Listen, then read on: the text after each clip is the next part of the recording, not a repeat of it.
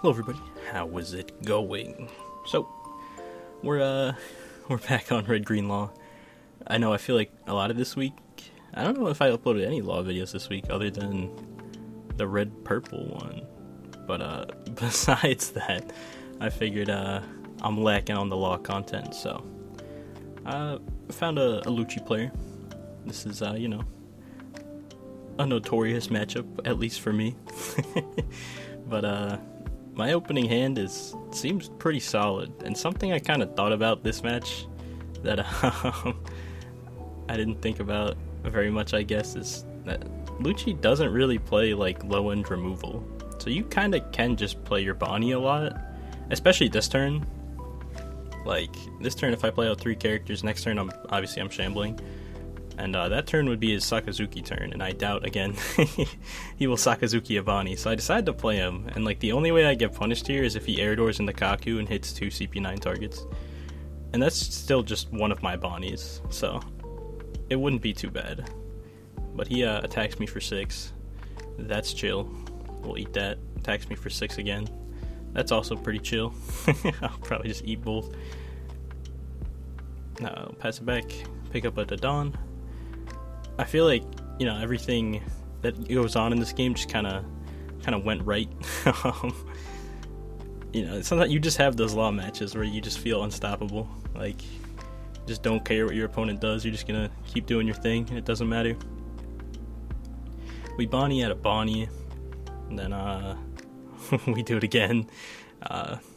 So our next couple Bonnie searches should be pretty good if we looked at 10 cards and didn't see any laws. So yeah, that's nice, I guess. I know someone did like a video like a little bit ago was saying that Bonnie can't add Bonnie. Pretty much I think all the green searchers can add themselves.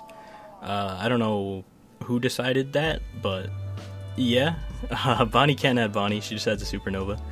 So random information. I feel like most people know that, but if you don't play against a lot of law or you're new to law, you might not know that. But he actually defends the brand new, which was weird to me. I do end up getting rid of it just so he has to swing his leader at my Bonnie. It makes some sense why he wanted to, because this turn is his Sakazuki turn and he wanted another body to, I guess, try to clear my little guys, which, it's fair, but after I Automated, it was definitely kind of weird to me. Because he dropped a 2k as well. But he also, I think, misplays pretty bad this turn. Kind of misorders stuff. Gives me value on my law when I shouldn't have gotten value. So I mean, yeah, unfortunate, but if you're wondering why like my mouse is kind of like my movements are a bit sporadic, it's because my mouse is like, it's being weird lately. It just won't register sometimes. It's odd. But yeah, I free block my Bonnie, and then he plays the Sakazuki, and I was like, there's no way he restands here, and he doesn't. But yeah, I definitely would have just used the chopper if he restanded there. But our Bonnie finds a Zoro or a restand law. We'll probably take the Zoro just because we already have blocker law in hand. So we got our combo online, the Law Zoro Classic. We have a lot of extra Dawn. We'll play a Dawn, pick up a chopper. I also could have played another Bonnie. That would have left one on board though. He probably honestly would have just ignored it because he should know that I have all 4 of my Bonnies. So maybe I was supposed to just play out the Bonnie instead of the Dawn. But finding a little blocker isn't bad. It could help us later on in the game. But we'll swing 5 with Zoro, swing 5 with lead. He'll counter onto both. I feel like it's a weird spot to counter. I'd at least have like taken like 1 and then like maybe defended the rest just to see one of my life, but he'll take that one. So maybe that's what he was worried about, just a bigger swing at the end. But we have a ton of cards in hand, 4 of them being Bonnies. It's like Law's dream. It's like what you want to see every game. Probably not off rip, but later on in the game when you're established and playing, you just have a ton of Bonnies. You can just, sack them off, not have to worry about bouncing them every single time. But he'll play Isho, Rip 2. Honestly, didn't even like feel that. We were at 9 cards, and that put us to 7, and we used 1 to counter out. And now we're back at 7, I believe. Yeah. So we're just gonna probably go wide this turn. getting all of our bodies to stick, both Zoros and our blocker law is super strong. He only has 4 cards, so he'll at least have to take one of these if he counters every single one. But he counters 2 of them. I'll go 7 with my blocker law. Takes that one. I'll go 7 with my Zoro.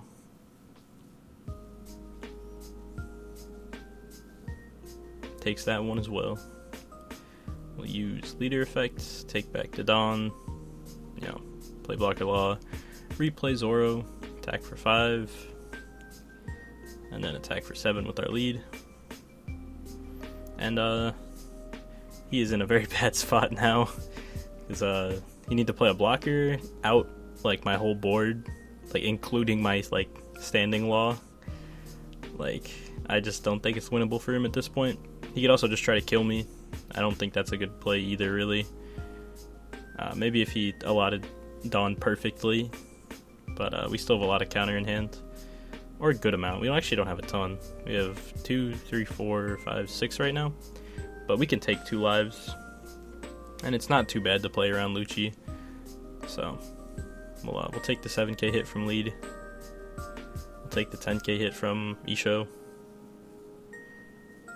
And he could go big on Sakazuki and force the block, but then his leader's only 7, and I think he knows that we have at least 8k worth of counter power with 10 cards in hand.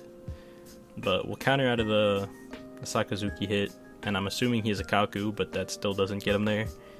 So this should just be game. I feel like this is I don't know, I feel like my hand was kind of crazy. And when I got Sakazuki, sometimes the problem is you can't reestablish another law after, immediately at least. So yeah, we didn't have that problem this game. But he'll swing 7 with lead one more time. We'll just block in 2k. I also feel like it's nice when you get to play multiple Zoros to the field. Sure, bouncing them is cool, but you just establish more threats, and that's always nice. Obviously, having a strong board is always good. Yeah, I don't know what I'm saying. But, yeah. Normally you're, replaying one Zoro, but I found multiple within the course of the match, so it worked out pretty well. But we'll get that rematch. This time we get to choose to go second, so that's pretty cool. Open no searchers, though, so it's the duality. No searchers, but we get the extra card and extra Dawn, so... I don't know, I feel like my opening hand last game was just so crazy. So maybe this will be a little bit more of a realistic game. Actually plays Tashigi on curve, which is very interesting. I had the option here to Otama Vista it, which might have been the play. We'll Nami. We do end up bottom decking a blocker law and a Zoro. I'm just going to take the chopper because we want to establish as much board as we can this turn. But I like to play the Zoro just because of... there's no real punish to it. He doesn't have a Kaku on curve to kill it. He actually he ends up having a different card, which is kind of a punish, but we can still use our leader effect next turn. It's really not that bad. But yeah, draws return, grabs his Dawn, attacks my life for 5. I'll pick up a Bonnie. Let's go. Always find her right when we need her. The Law DNA. But he plays Garp. that's the card I was talking about. I'm he doesn't have Kaku established, so I can just play the Zoro, right? He just plays down Garp. I'm what the hell, man?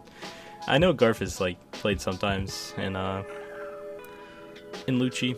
I don't love it. I feel the CP9 cards are super good. I don't know why people are trying to go away from them, but that's just me. Maybe I'm an idiot. It's possible. We Bonnie, we pick up a Luffy, which I feel is the second best thing we could ask for. Obviously, Blocker Law would probably be the best, but just having a card, a top-end card to bounce our Bonnie into is super good. A Zoro would have been fine too, but Luffy's just not just slightly better, honestly. Luffy's kind of quite a bit better, just because of his unblockable text. I could have also opted not to swing with it, but he had 2 cards in hand, and I was yeah, I'm just gonna put him to 1. He'll draw 1 this turn, that's fine. He'll probably be able to out my Luffy with Tashiki Garp, but he has to tax his hand for 1. And it should pretty easily, or would be pretty easily able to out both Garp and Tashigi, and then he's kind of in a rough spot, so that's why I was fine with swinging with it. I will drop a 1 restand law just because we have the Bonnie now, and I'm not expecting that Luffy to stick, so I won't really be able to play restand law efficiently for a little bit. And he actually plays Sakazuki, which I don't know if it was the right call or not. I feel like just tapping Tashigi, playing Garp, like chucking the Sakazuki, and then just having a Borsalino down could have been good. But, you know, the 7k body's also good. Really just depended. If he did do my line, I probably would have still added the Garp. So, because he'd have, what, no counter in hand still. So I'd either out the Garp or the Borsalino. But yeah, we cleared the Garp, clear the Tashigi. We pick up a blocker law for turn, or was that off life? It was one of those. Either way, you know, really good. We find another restand law with our Bonnie, which is cool. Play down a Chopper. Pick up Nami. Play Law. Pick up Bonnie. Play Nami. Pick up a Zoro. We're gaming. He's on no cards. Has 4 life, but honestly, hitting him down in life will probably just take a turn, and then we'll just need to survive 1 turn. So, it's not going to be that bad. I feel like he countered out of every swing I threw at him this game. It just feels like that. Maybe I'm like crazy, but I feel like every time he could counter, he did counter, and I don't know how correct that is. Especially in black when you have to discard cards to, you know, do their effects and stuff. We also pick up a blocker law, like an absolute beast. We could have like swung with our blocker law on field, hard played restand law, and then bounced into blocker law. Is an option. I think I could have got punished by like an impact wave trigger. This route I didn't. I'm not sure. I'd have to let's do some math. Say I just put 1 Dawn on law, hard play 5 cost. I'd be at 4 Dawn left if I got impact wave. I wouldn't have got punished either way, but I think this line lets me go wider rather than taller, because I didn't need to go more than 5 with him having 1 card or 2 cards in hand.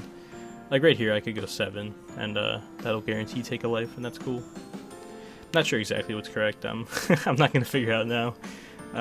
Regardless, I was in a very advantageous spot, and he goes from 4 life to 1 in 1 turn, so we're chilling.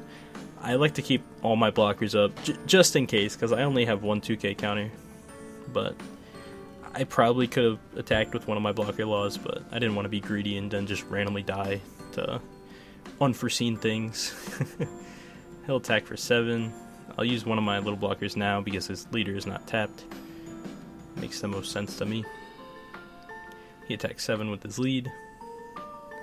I can counter out of this and then take the Sakazuki hit so he doesn't get the restand. Forces him to have a destruction effect. But he hard plays Bluno, sorry, not Borsalino. And then attacks for 7 on my Zoro. And I just take the Chopper block because I'm like, please, restand. Like, makes it easier for me. But I don't think he ends up doing it, which is correct. Either way, he's in a tough spot. Only 2 cards in hand, 1 life, 1 blocker. I have 4 attacks, and he knows I have restand law, so I technically have 5 attacks. So, definitely not looking good. But yeah, I'm just gonna kind of swing baseline.